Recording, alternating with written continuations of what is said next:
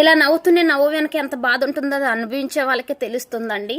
ఇలా తెలియక చాలా మంది జనాలు అమ్మో వీళ్ళు రీల్స్ చేస్తున్నారు, వీడియోస్ చేస్తున్నారు, ఇంత హ్యాపీగా ఉంటున్నారా, వీళ్ళు హ్యాపీగా ఉంటున్నారు, అమ్మో వీళ్ళకంటూ ఏ కష్టాలు లేవు, బాగానే ఉంటున్నారు అని ఇక్కడ చెప్పుకుంటున్నారు చాడీలు.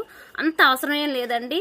మేమైతే మీరు అనుకునే అంత హ్యాపీగా అంటూ ఏమీ లేము, ఉన్న దాంట్లో ఉన్నాం అంతే. ప్రశాంతంగా ఉండిపోతున్నాం అనేసి మీరు అనుకోవద్దు. ఉన్న దాంట్లో ఏదో ఉన్నాం. మీరు బాగున్నా చూడలేరు, బాగోలేకపోయినా చూడలేరు. మేము బాగుంటే అమ్మో వీళ్ళు బాగుపడిపోతున్నారు, హ్యాపీగా ఉంటున్నారు అనుకుంటారు.